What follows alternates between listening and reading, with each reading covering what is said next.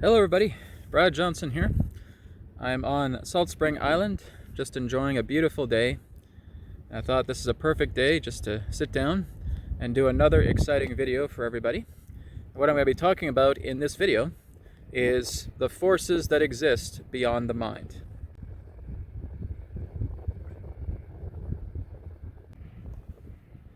So of course, it's really no secret that the entire human civilization, or the great majority of it anyways, has been completely obsessed, fascinated, dependent, and living each and every single day through the nature of the mind.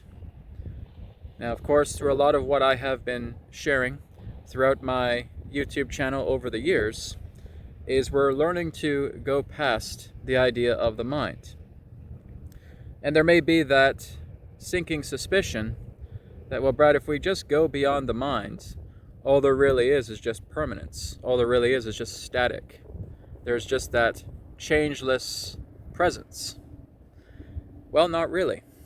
There are actually forces that exist beyond the mind. So what is the mind first and foremost? Well, it is a layer, a body, that is part of the soul. The soul itself, as I've talked about before, represents that of a witness consciousness. It is the observer. It is the witness. It is what is observing everyone, everything. When we go into the state of presence, when we're simply being, when we're here and we're now, we are in harmony with our soul, or the soul body.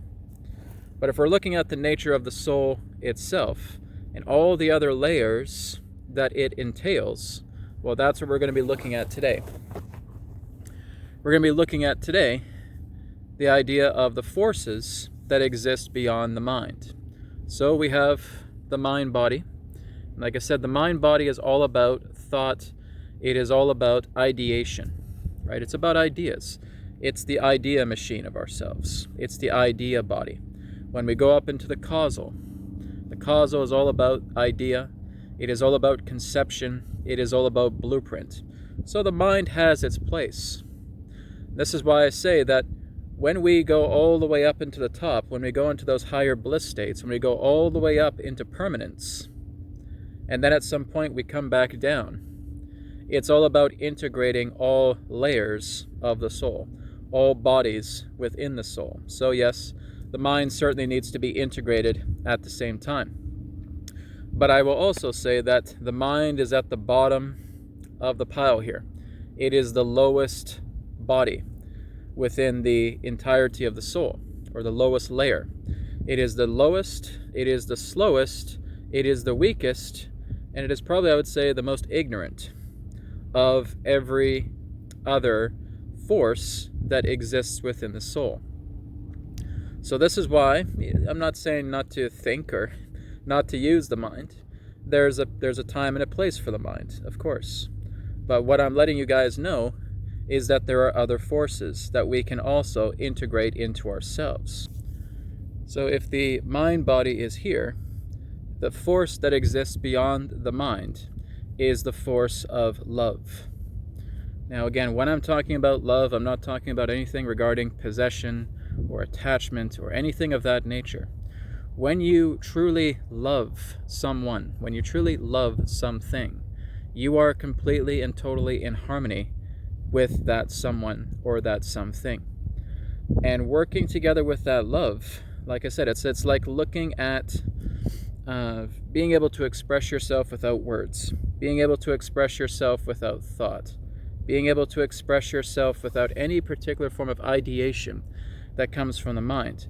I could just look at someone and I just feel their love, right? So feeling, clarity plays a point in that. So when we're looking into love, the force of love, we can call it coherence as well too. There's coherency, there's vibrancy to the nature of love. There's just that unconditional acceptance when it comes to one who, again, I have so much love for. That's really where you see yourself, right? If we truly have love for ourselves, we will have absolutely no problem seeing love in everyone and everything. And that is a very, very powerful force. When you're working with love, that shifts, that transforms, that completely refines your life in ways that we can't even really express.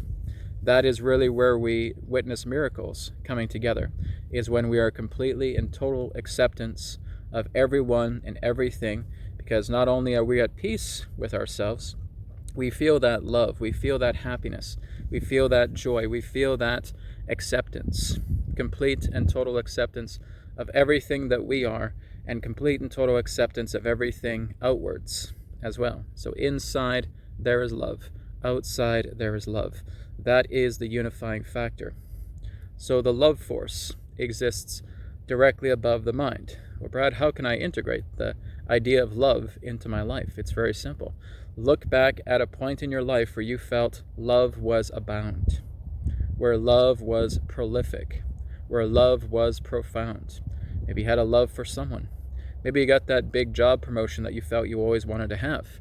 Maybe you were able to start doing a career that you have always enjoyed. Just that moment that you feel, oh my God, I did this, I achieved it, right? There's that feeling of overwhelming love. There's that feeling of overwhelming bliss, right? We're going back into our younger years. Maybe we have our first crush and something really went well there. And like, oh my God, we're together, right? There's that beautiful feeling of love.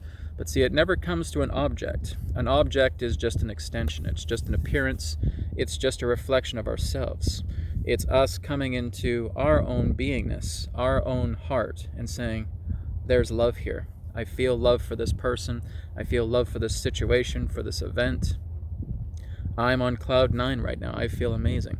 So it's really where we're trying to get out of mind. We're trying to get out of thoughts. We're trying to get out of perceptions, of sensations. We're trying to get out of visualization. We're trying to get out of images and objects and just feel love. And that really is the key.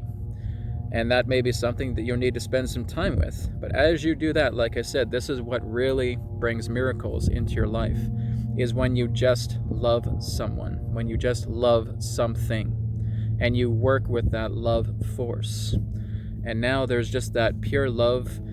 You're going to reverse your age. You're going to increase your vitality. You're going to improve your memory. You're going to make your body completely and totally sound when all you're doing is just working with the love body, the love force that exists above the mind. So that's the love force. So here's mind, here's love. Well, what's next above love? What's next above love is life. And life connotates action.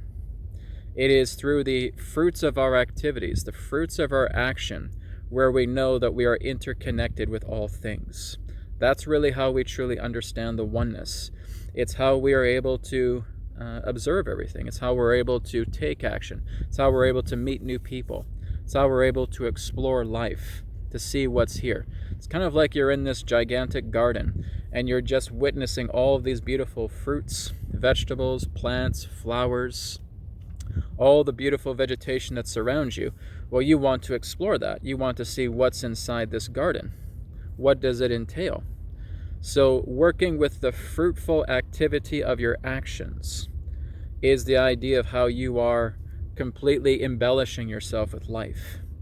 It's kind of like how Jesus would say in that sense that I am the bread of life, right?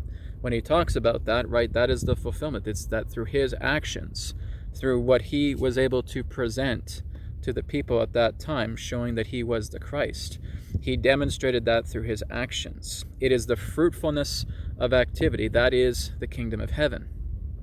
The kingdom of heaven is the expansion that you feel when you are completely performing activity through the fruits of your deeds.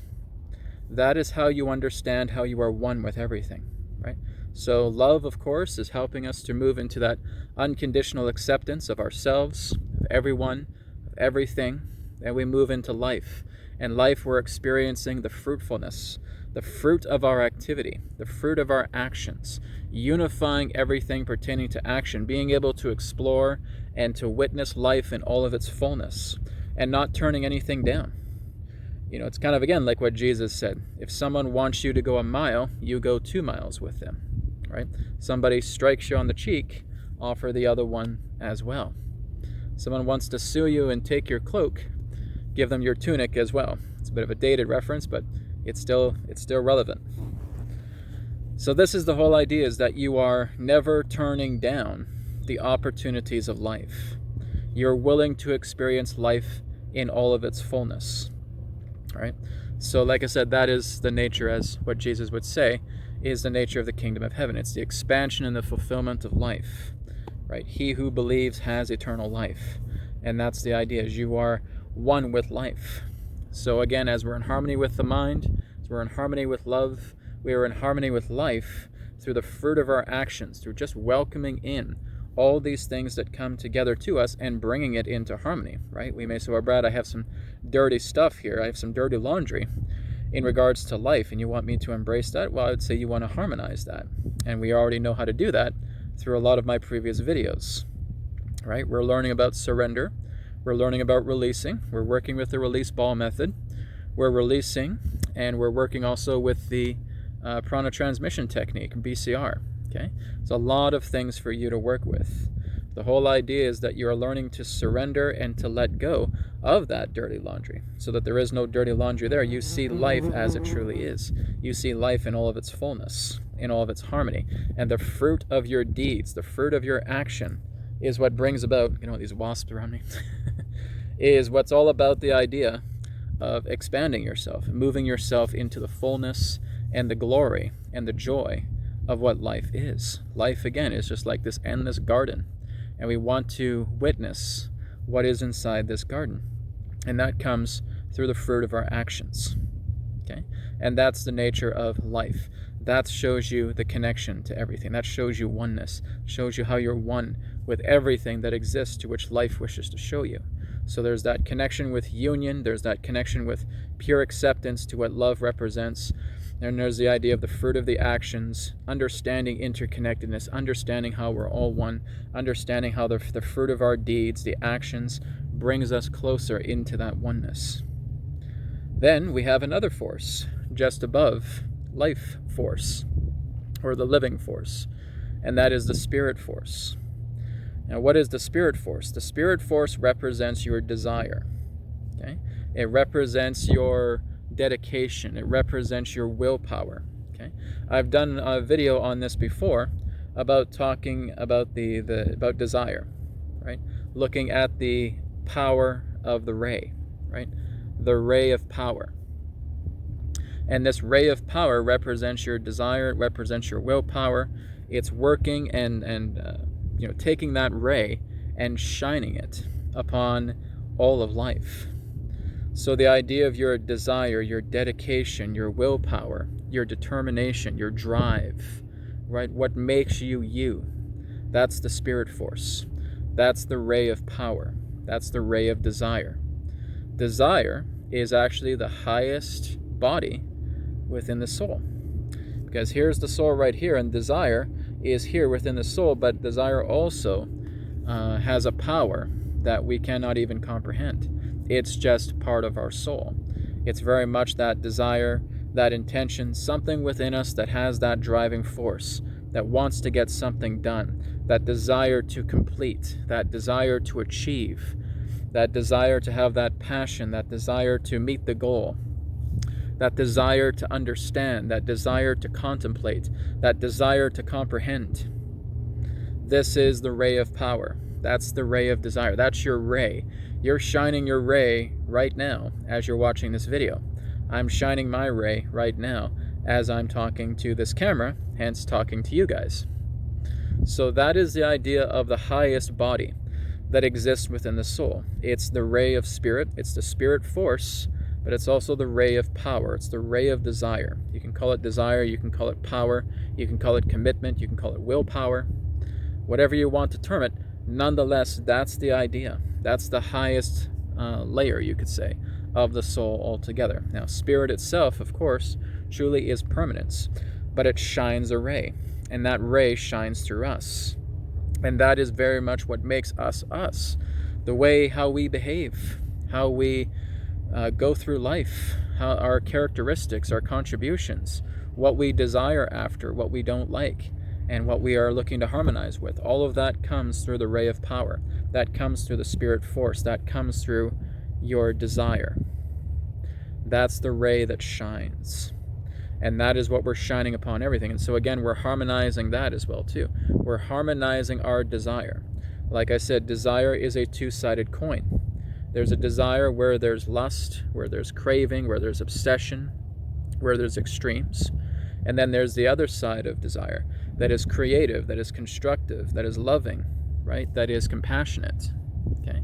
Compassion really is that other side of the coin when it comes to the spirit force. So these are the things that we're looking to harmonize all together within the soul. So when we go all the way up to the top, when we go right into permanence, where everything is changeless, there's just changelessness, there is the infinite, there is no beginning, there is no end, there is no form, there is no object, there is no image. All there is just beingness. It's the abode. Once we go into those higher bliss states and then we come back down, our goal is to integrate everything. So to integrate the mind layer, or the mind force, the love force, the life force, the spirit force, integrating all of those together and bringing harmony into all of those bodies. The more that you're bringing harmony into all of those bodies, the more that you truly understand. This is what it's all about, to know that I am God. This is what it's all about, to really know everything that God within me has provided. And I'm harmonizing all of those things. I'm not saying no thank you to God, right? Or I'm not saying I'm going to take advantage and skew this and disorient all of this and go into extremes with God. No, I'm going to be in the middle. I am not going to attach and I am not going to detach. I am going to integrate. I am going to merge. I am going to converge. I am going to harmonize. That's the middle path. And that is what, looking now at these forces that exist beyond the mind, we're here to do.